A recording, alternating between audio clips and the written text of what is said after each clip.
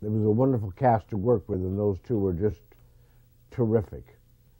And the last 20 minutes of this movie, I made up myself when Carrie Snodgrass is trapped in an attic and goes through a nightmarish hell, being trapped with all of these things that she'd saved and collected, and that her father had saved and collected. Things he'd stolen from her and hidden from her, and she discovers at the end of the picture. The next movie is one I wrote, and one of my particular favorites, called The Boys. It was the only picture I ever shot in sequence from beginning to end. We started with scene one and went right through to the end in 3 different sections. The actors loved it, and we worked French hours. We worked from 10 a.m. in the morning till 6 p.m. at night. We always quit around 6, maybe a little earlier, maybe a few minutes later, but everybody knew that they could have breakfast at home, arrive at the set, have snacks, no meal stoppage, go right on through for 8 hours, and they'd be home for dinner, which we did, and we did it. And the producer and the distributor ganged up on me, and the picture cost very little money. I wish they would have left it alone. And they wanted to do reshoots without me, but I wouldn't let them do that. And the distributor wanted to get rid of me, etc. I wouldn't let them do that. Cameron Mitchell, who had very strong scruples, would not come back for any reshoots. He was very adamant about it, and he did not come back. I had a project, and I just done a picture with Cameron. I asked him if he'd be in it. He said, yeah, and he read it. He said, there's a part for my son. Can you talk to him? Can you read him? I said, well, I'd like to meet him. I just met him, and I don't like to read actors necessarily. I can tell by talking to them and getting to know them whether they can do the part or not, and he was just perfect. So, and Cameron got to work with his son, which he wanted to do. The other part of the casting was I'd written it for an ex-girlfriend actress named Claudia Jennings, who'd been killed in a car wreck at the same time we made The Attic.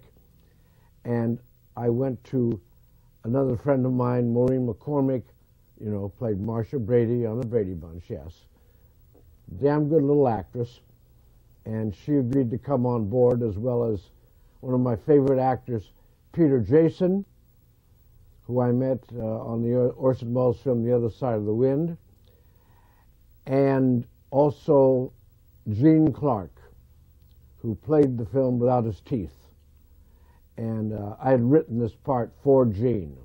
Now this is one funny story about this. I wrote this script about a father trying to take his son, who he fears will be a sissy.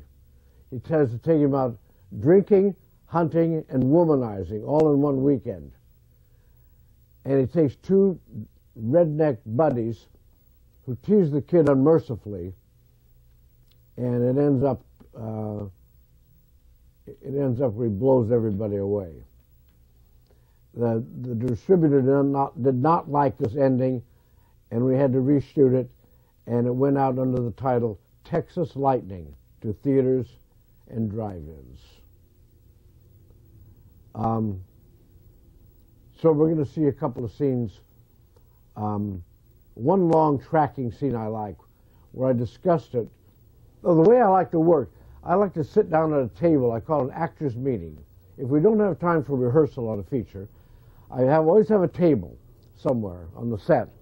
And the actors, we sit down, myself, we go over the scene, we talk about it, what we want to do, what the actors want to bring, what they discover, we read it through a few times, my ideas, and we pool everything together, and then I pick up the camera and start shooting. I do my own cinematography most of the time.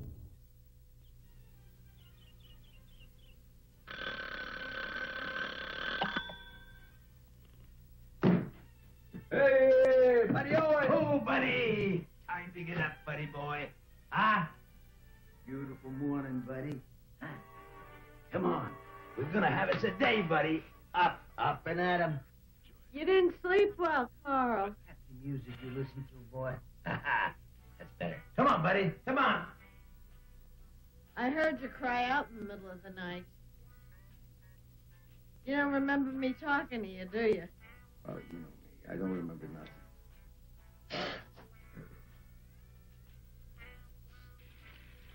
I think you're in pain.